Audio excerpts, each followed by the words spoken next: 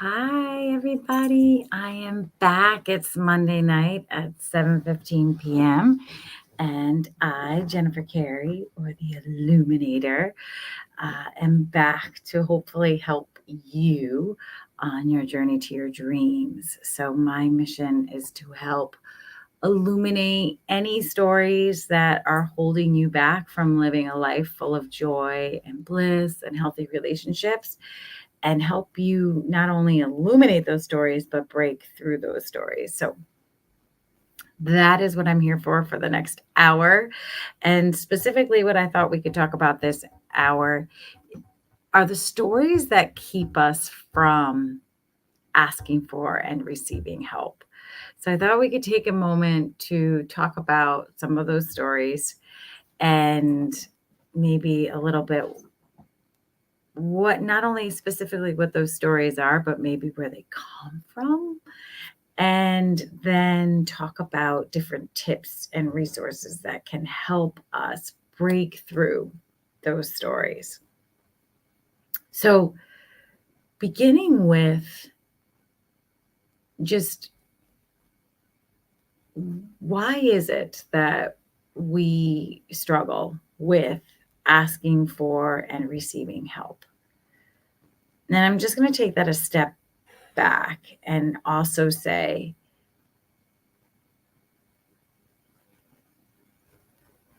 as a society or as a culture, do you believe that we value receiving help? I'm curious. I'm curious. I'm curious about all of your opinions, not only about us receiving help or asking for help, receiving help,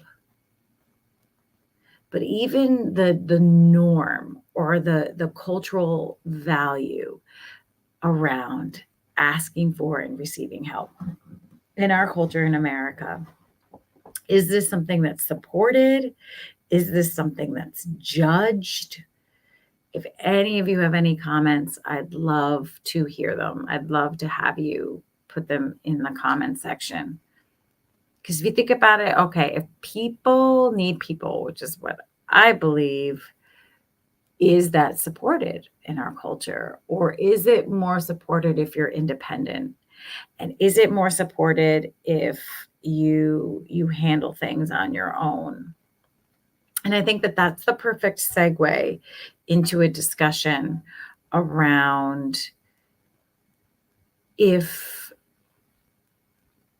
you do. So if you are in a place of asking for help, right? If you are in a place where you're feeling you know there is something that you're facing, whether it's a loss of a job, a loss of a relationship, the loss or death of a loved one. I'm thinking of things that we often need other people to help support us through, right? A career change, a significant decision, a location change, right? Making a decision about a location change, problems in a relationship, problems in friendships. I feel like these are all the reasons that we may reach out to a friend, reach out to a loved one, times when we need support. Does our culture value that? So if anybody wants to make a comment in the comment section or whatever you want to call it. If anybody wants to make a comment, I would love to hear your thoughts about, your personal opinion about whether or not we value people needing people in our society, as well as your just intellectual opinion about whether our culture supports it. So I was speaking to a little bit earlier about how we are more in an individualistic society. So if you are facing one of those challenges that I just said, the challenges that we most often when we face, we need other people. It's helpful to have other people to support us through significant decisions, through a major loss, through challenges in a relationship.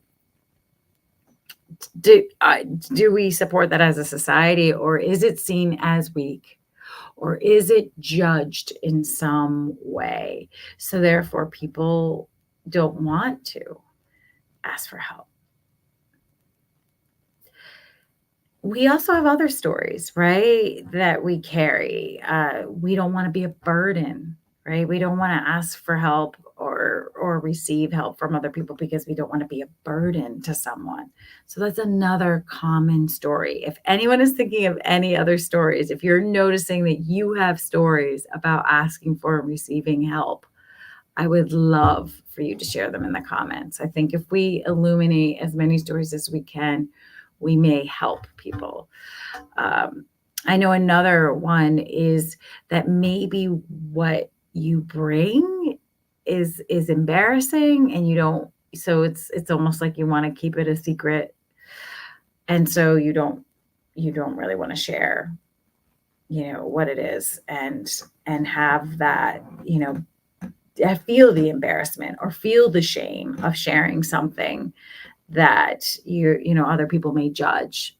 And so that's another block. That's another reason why we don't ask for or receive help. Worried that people are going to judge what we bring.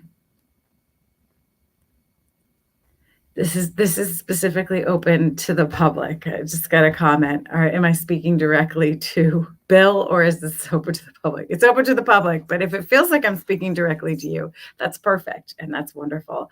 And feel free to give your comments about any reasons you may hold back on asking for and receiving help. So I know that another thing that holds people back from asking for and receiving help is vulnerability. So the fear of that sense of being vulnerable or open to someone else knowing more about your life. So that's another thing. And the stories around that vulnerability. And if we go a little bit deeper than that, there's also stories where people fear the change. So even though you may want to change, so even though you may know, like, I want something in my life and I know that I need the help and support to do it, and I know that I need to make some changes in order to do it, you may fear changing. You may worry that you're not going to know it's the unknown, right? It's not going to be the familiar anymore. You may worry that people are going to shun you because you've been known a certain way, and so if you start behaving a certain way or doing something differently. So these are all these stories that we will create, and they will hold us back from making positive changes that you want, or taking steps toward it, or receiving help to make some of these changes. So I am hoping that tonight we can not only illuminate some of them, but that we can also talk about ways that we can break through them. So ways that we can shift our perspective and change the way that we're looking at certain stories, so that we can break through them and ask for and receive the help that we need.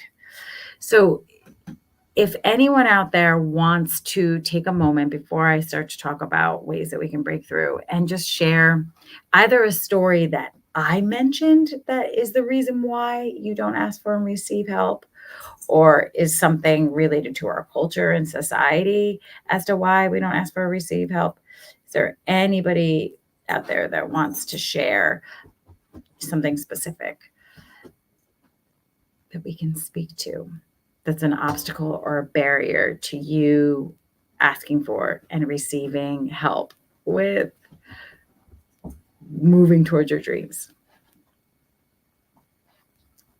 And if not, I will keep going. But if so, I would love the engagement.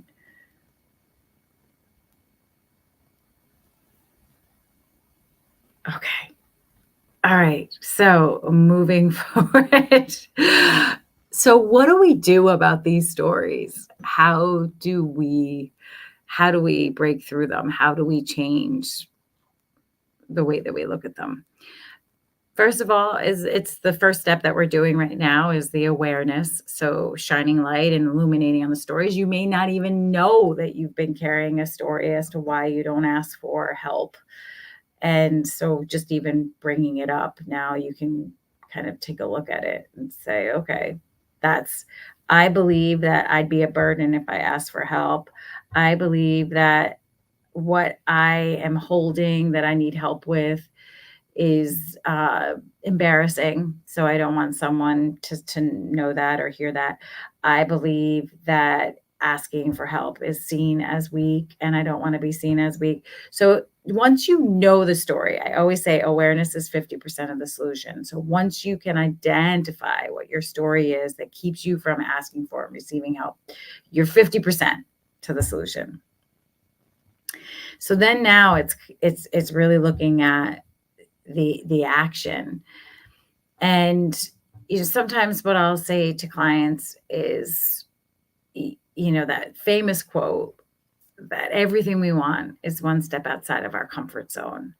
And just giving yourself that brief moment of discomfort. Because if you think about it, the discomfort doesn't last.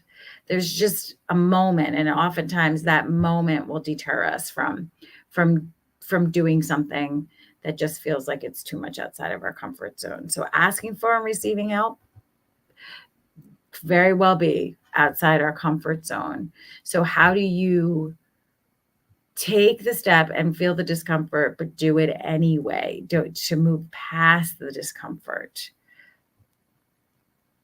A lot of times when we do that, we realize it's not so bad. We realize that what we created in our head was so much more than what actually we experienced. So thinking about that quote, I love that quote. Everything we want is one step outside of our comfort zone. I think the other thing you need to do is really weigh, the dream that you want or the change that you want, and is it worth it to stay stuck and to stay trapped? Is that the better alternative, or is taking the step and asking for and receiving help, is that going to benefit you more in the long run? What do you want more?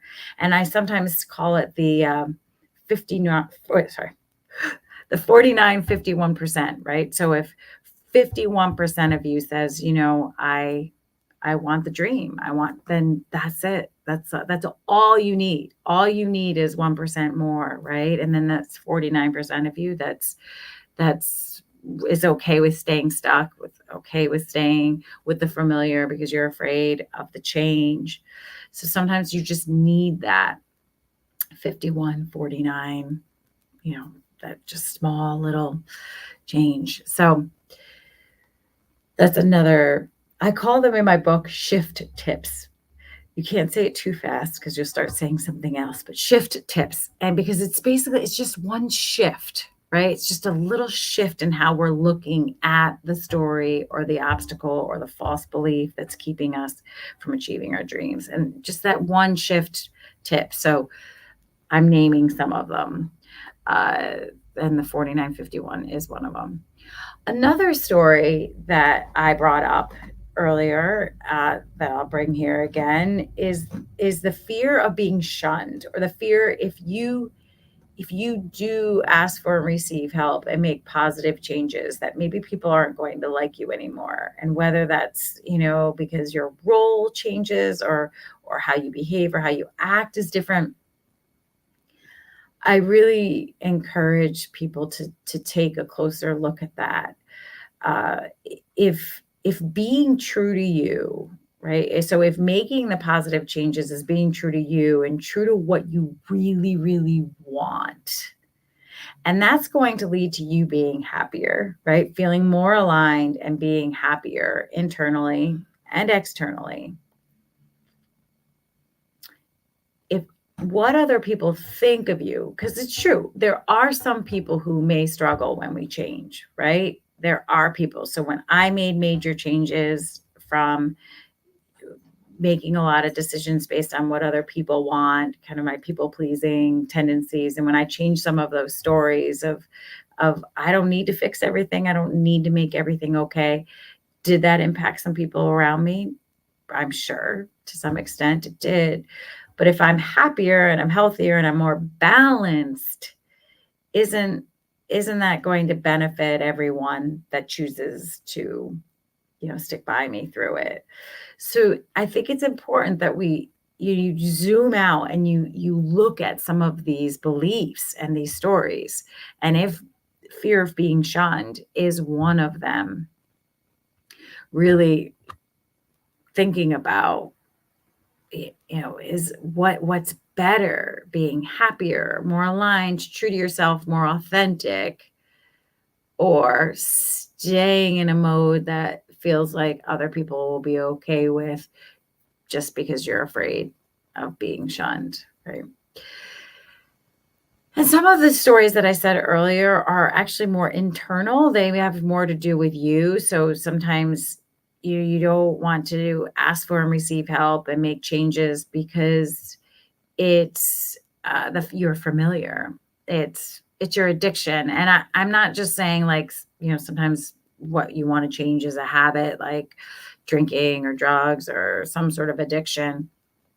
I'm also talking about just the addiction to certain patterns. Like sometimes we get addicted to being negative, or sometimes we get addicted to behaving in a certain way, and that becomes our familiar. And so when we think about making positive changes, asking for and receiving help, and making positive changes to that behavior, that may seem so far out there and so unknown that you don't want to take that step. And so you stay stuck and you stay bound, even though you know that making that step into the unfamiliar or the unknown is what's going to be ultimately closer to what you really want. So it's just another example. And that's another one where I really encourage people to, yes, it may be familiar, but if you know for sure, whether it's the 51% or you're feeling a constant nudge that this old behavior no longer serves you, like it's leaving you burnt out, it's leaving you unhappy, it's leaving you depressed, then it's worth it, right? You're worth it. What you want is worth it. The change is worth it. And yes, it goes back to what I said earlier, that you're going to need the courage to not only break societal norms and ask for help, but then also the courage to have a different pattern, to have a different behavior. So I would love people to argue against what I'm saying. Like, is there anyone out there that's saying your your shift tip is not, it's actually not something that would be helpful. It's not changing my perspective. Like I'm okay to meet that resistance, because that's really what we're talking about. We're talking about resistance to being open to asking and receiving help. We're talking about resistance to making positive changes. We're talking about resistance to illuminating the stories that are binding us and ways that we can transform the stories that are binding us. So is there anyone out there that wants to kind of counter what I'm saying or suggesting as ways for us to shift our perspective? Anybody? Bueller? Is there anyone out there that wants to say that there was a shift or a shift tip? And I have so many more in my book, and I can even look for more. If people want more, I can pull up my manuscript and look at more if you'd like me to. But is there anyone that wants to say that something helped them, that they were able to shift something that they came into this live session with some, belief or hesitation and asking for and receiving help. And we've got nothing. We've got nothing. Okay. All right. Then we're just going to keep going forward. Keep going forward.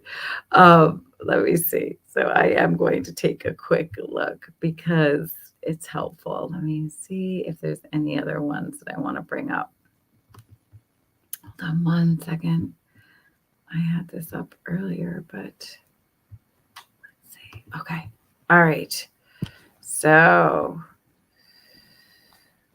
vulnerability. I don't think I did speak to being vulnerable earlier, but I don't think I talked about it in terms of the shift tips. So yes, when we bring something to light, something that we've had hidden for a long time, right? So if this is something that we haven't talked about with anyone and we've kept it hidden, then bringing it to light is vulnerable.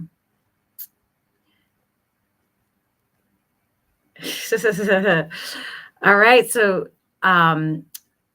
someone on here knows someone who left a toxic work environment, and after they did, they started their own business and got married, and their life got so much better.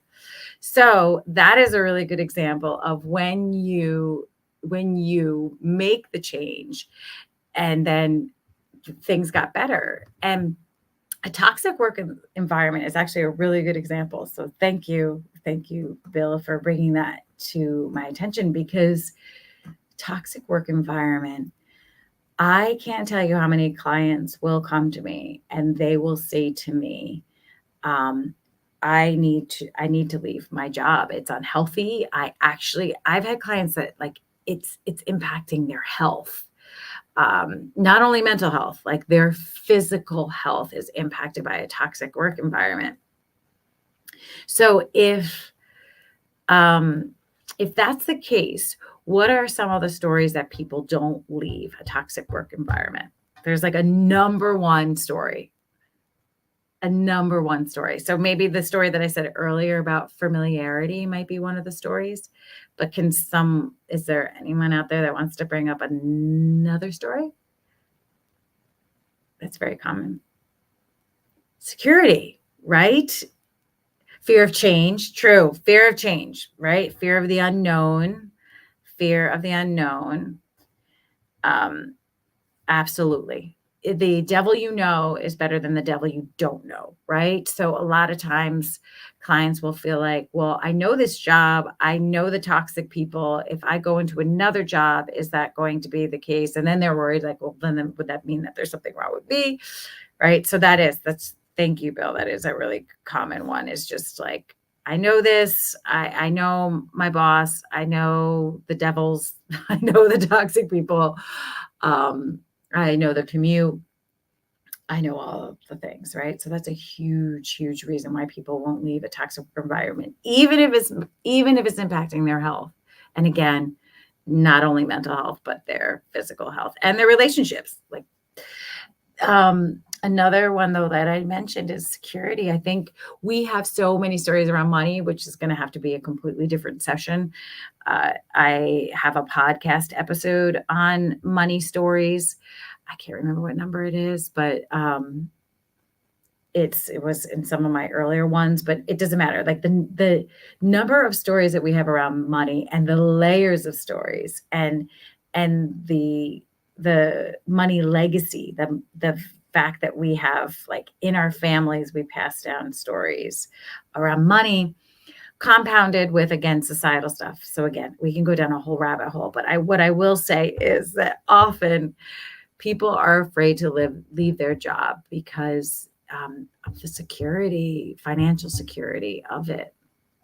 And, whether it's certain benefits and things like that. And it's hard because it's a decision I can help facilitate, but only the person can make it. But you have to really think about what is healthiest and best for you and what what is ultimately going to help you feel happier? It's a tough one, and it's not one that can just be answered in one sentence, but I really appreciate you, Bill, bringing it up, and because it's such a common one. It's such a common, first of all, it's a common thing where you do need help. Like outside help is usually really helpful, especially if there isn't anyone in the toxic work environment that you can talk to about it. It's great when you have, friends or colleagues that you can go to about it. It's great when you have a great human resources department where you can actually talk about it. It's great if it's only one person that's toxic and not the whole environment. But sometimes it really does help to go outside and get an objective opinion about how to navigate all of it. And is there something that you can change and how you see it? Is there something that you can focus on outside of work that helps feed you so that you can kind of make it in the toxic work environment? Or no, it's not healthy, and you need to do something different. And what's going to give you the courage and support to make that change. So that was a good one. Thank you for that. Anybody else want to bring up anything before I'll go back to the fear of vulnerability? Yeah, I was talking about how when we have something hidden and bringing it to light, the challenges with that. And so one of the shift tips that I have for that one is Dr. Phil's famous statement.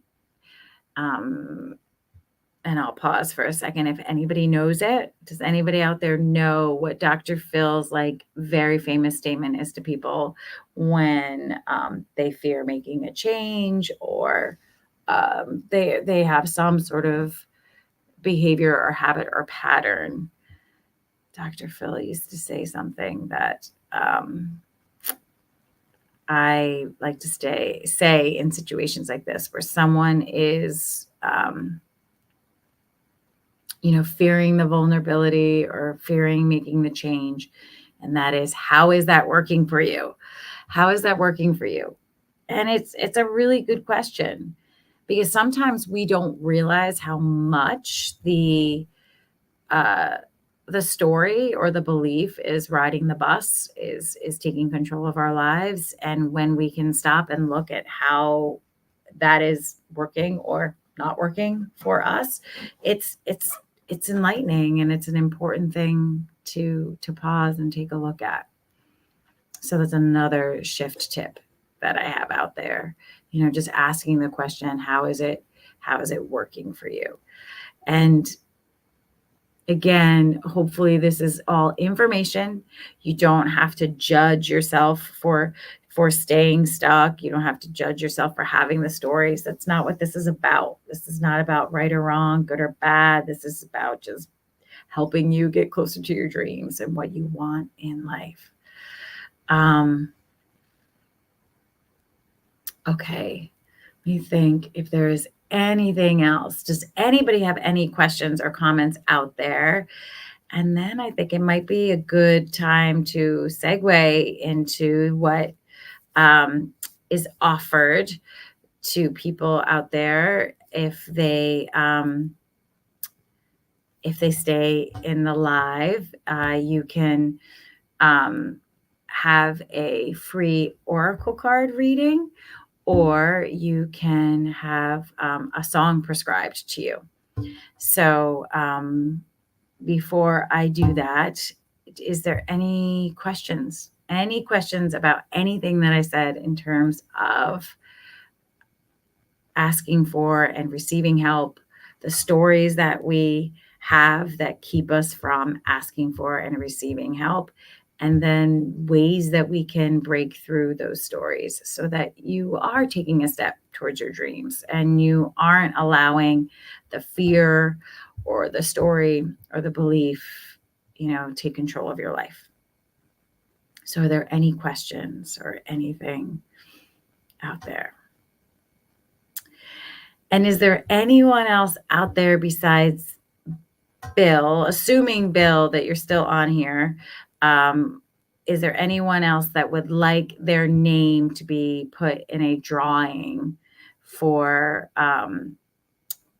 either you can choose, I call it Ohm. You can choose either a free oracle card reading or you can choose the song prescription. So, is there any?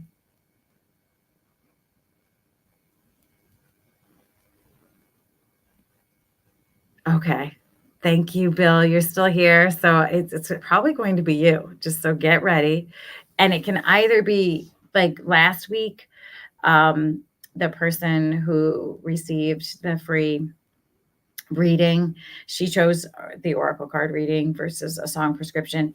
She didn't say what problem or obstacle she was facing. She just wanted a general one. So you can have that. So Bill, would you like a oracle card reading or would you like a song prescription?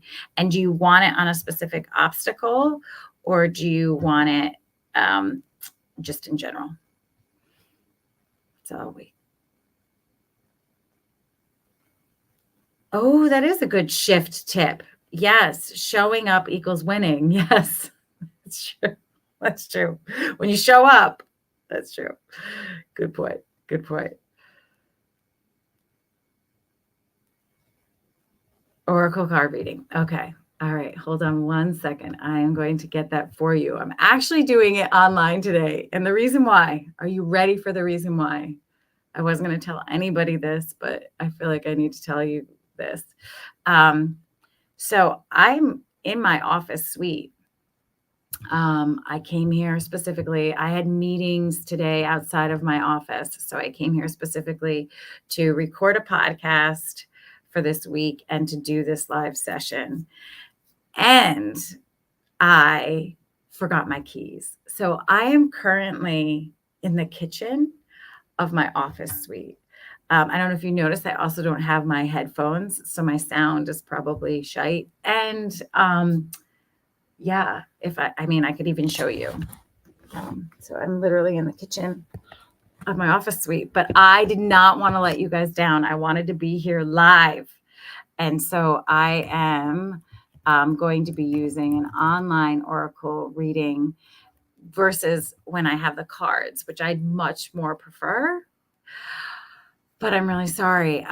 They're in my office right next door and it's locked. So there you have it. But stay tuned. I'm going to get you one right now. I'm going to find one for you. So hold on one second. Yes, yes, that's right. Feeding the soul and the body here in the kitchen. Well said. Thank you for that. Thank you for that. Okay, I'm going to get you one.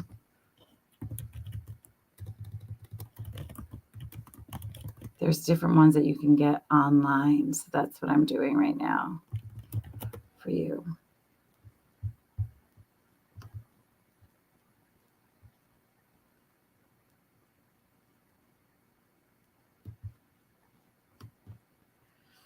Thank you for bearing with me. I'm trusting the process. I'm trusting the process. Okay.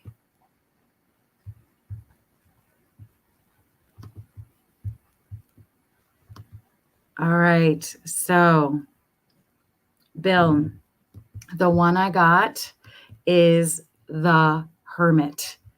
The Hermit. Let me see. I don't know if you've seen this card before.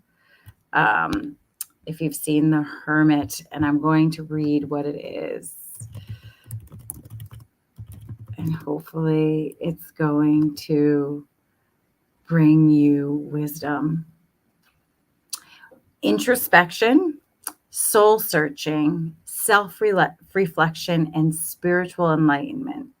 It symbolizes a desire for peace and solitude and a withdrawal from events and relationships. I'm just laughing because like my whole thing was about like people need people. This card is represented by a robed man or monk with a staff and a lantern, which signifies his inner wisdom and guidance. I don't know why, but that is like really cracking me up because I the whole point of this was like the asking for and receiving help. But I really hope that that helped you with anything. Let me see if I can find another meaning that may take it a little bit further.